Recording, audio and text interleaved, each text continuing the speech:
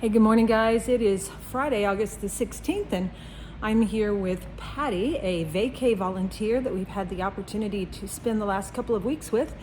And we've been out taking care of horses all morning, and it is hot and humid.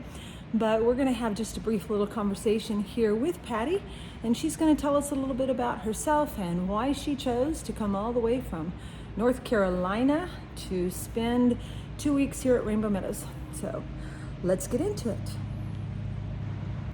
Hey Patty, tell us a little bit about yourself. Hi Karen. I am 59 years old. I live in Surf City, North Carolina, which is the coast at the beach. I was in law enforcement for 25 years in New Jersey. I retired in 2015 at the young age of 50 with my wonderful husband to North Carolina. My husband had a rare cancer for 3 years, and 42 weeks ago Sunday, he passed away. So Patty, with your background in law enforcement, living on the coast of North Carolina, and unfortunately losing the love of your life, what was your motivation of spending your first vacation as unfortunately a widow at a horse rescue? You know, it's funny how things all happen sometimes at a time and point you in a direction. And certainly since Dave died, I've been following the steps that are just in front of me. One foot in front of the other is what I've been saying. So I'm somebody who, I really need to do something. I think all the time. I'm an overthinker. I'm an OCD overthinker, so I like to have a job to do. The last 10 and a half months since Dave died have been extremely difficult. I've been certainly grieving. And I wanted to go out in my camper like Dave and I used to do. We would spend about a month in August traveling, and I knew I couldn't do the same things that we did together. So I thought, well, what would I like to do? Volunteering has always been part of my heart. I've always been involved in dog rescue predominantly, bird rescue since I've lived at the beach. And in the last couple of years, my interest in horses has really peaked. So I found that volunteering is a great way to get back. When you give, you get a lot back in return. So you don't even realize you're going to be getting something by giving of yourself. And right now, with the hole that I have, it was really important to me to fill that. So Patty, as you know, volunteerism is the heart and soul of any animal welfare as well as other activities or other organizations. What made Rainbow Meadows stand out as you began looking across the United States to find some place where you wanted to give of your time, your energy, and your heart? You know, sometimes you do just get lucky. Even an overthinker like me who just over-researches everything on the internet. I looked at about 5 or 6 different rescue ranches across the country, keeping in mind I'm coming from North Carolina and I didn't want to travel more than a month. So I was figuring on spending 2 weeks wherever I went. And it turned out that I only contacted 2. I contacted one in New Mexico and you. And in all honesty, it was my email to you, Karen. I sent you an email in January saying the most important thing that was going on in my life at the time was that my husband had just died about 2 months ago, and I needed to find a way to fill my heart and to feel useful again and to look forward to something to do each day. And hey, I want to come out from North Carolina and help you. And it was your response to me that was caring for me and concern, and you were like, let's talk. This sounds like a great idea. So it was really you. So Patty, thank you for that compliment. I appreciate it. I want anybody to understand that, you know, here at Rainbow Meadows, we have a lot of work to do. We have a lot of responsibilities and obligations, but the most important thing to me is that we're welcoming. So I'm glad that that message was clear. So what is this experience here, volunteering for the last 2 weeks on what I'm calling your vacay volunteer project? What is it meant to you? What has it done for you? Do you have like a half hour? No.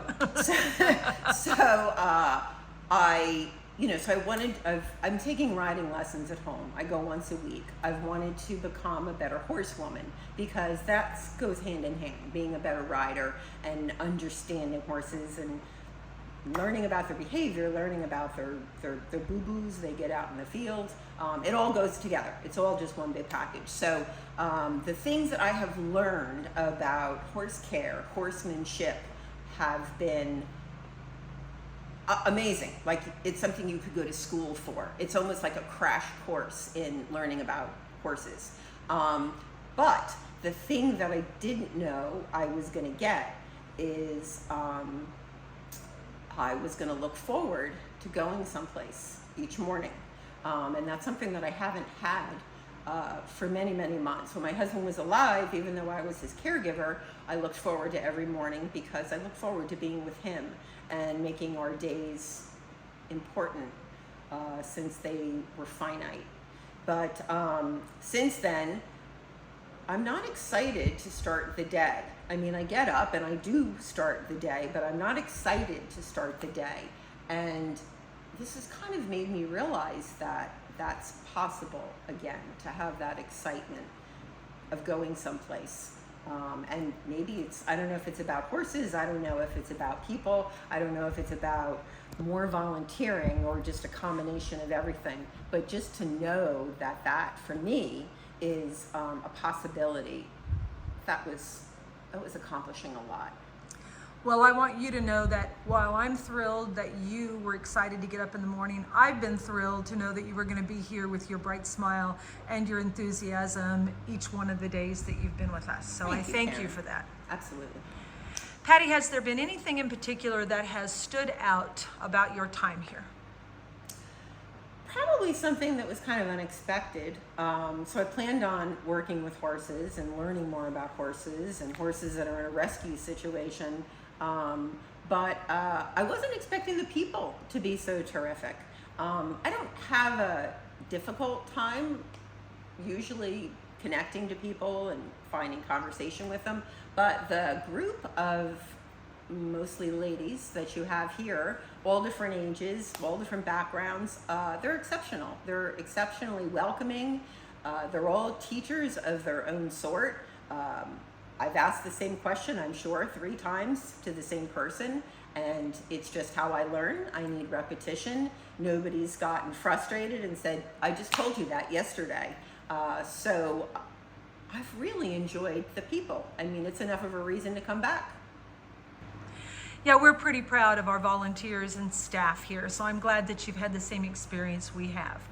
So what do you think there is about you and your background and your personality that helped you be successful here at Rainbow Meadows as a vacationing volunteer?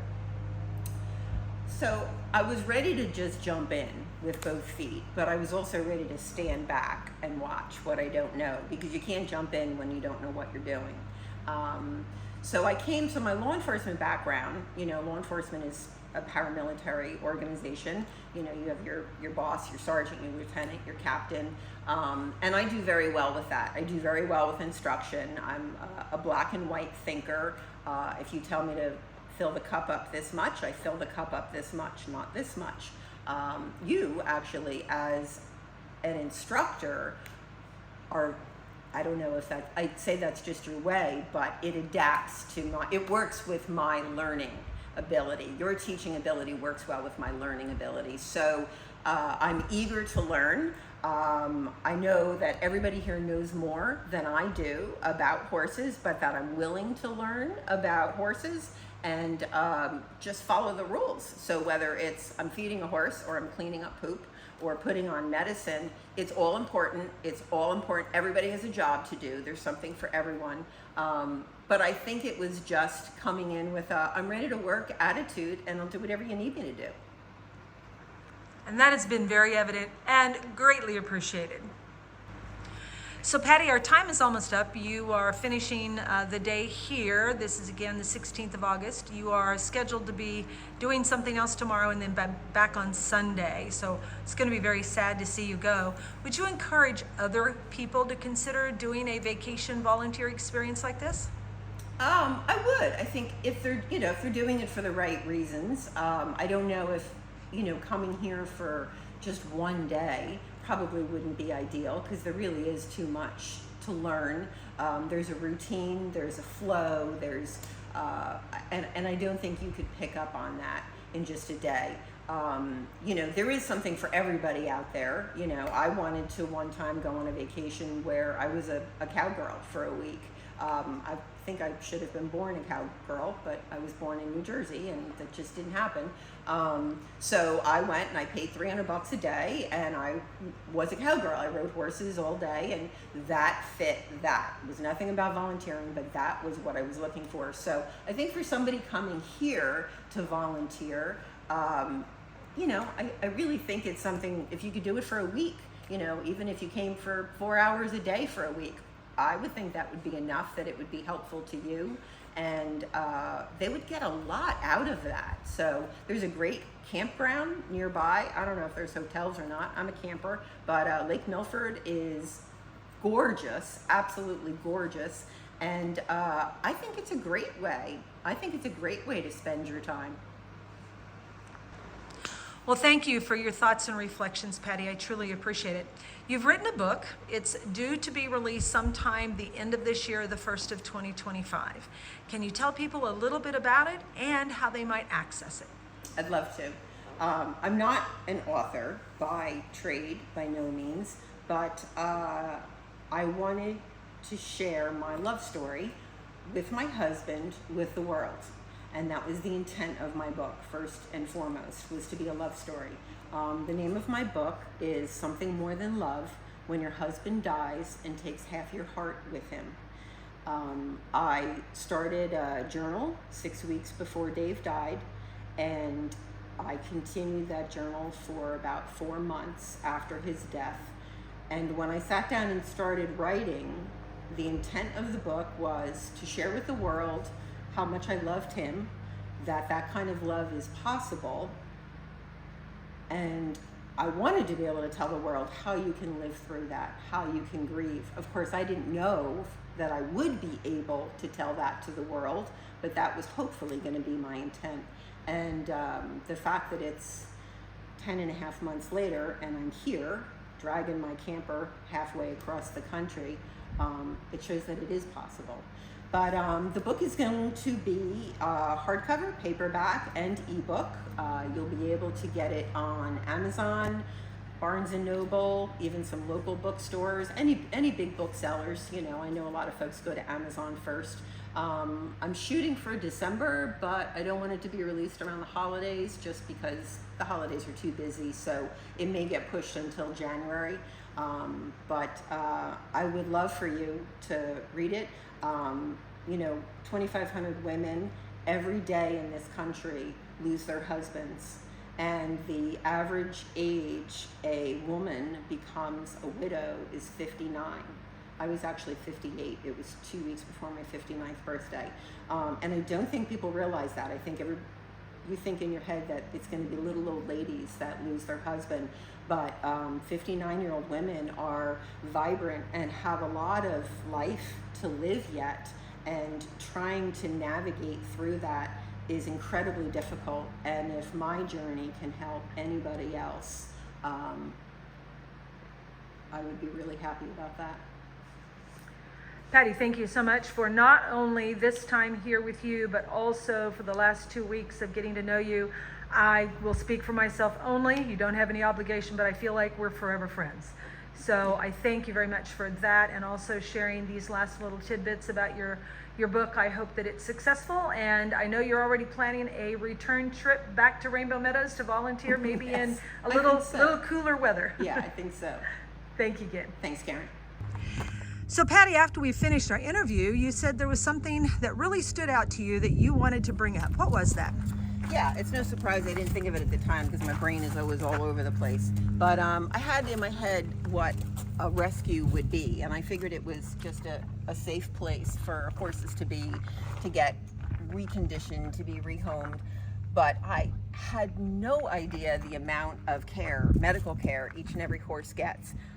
Even to the fact, I'm astounded that when they all come in for their feed, after or during eating their breakfast, each horse gets checked from head to toe for rakes and cuts and bites and abrasions, pinworms, snotty noses, everything. and gets addressed. And I'm absolutely flabbergasted that you do that for every horse. Baron here, who, as you can see, that was found this morning from an injury, but Baron has a cardiac condition. Whoa, good boy. Has a cardiac condition, and he's been to K-State.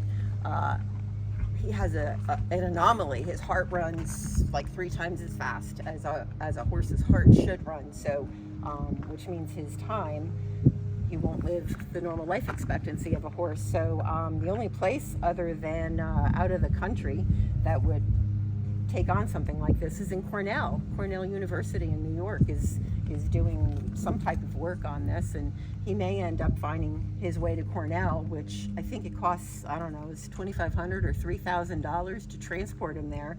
So that's a huge, just that in itself, just to get this horse to a place where they might be able to treat him is going to cost a fortune. And because the options are he gets euthanized or he drops dead of a heart attack one day.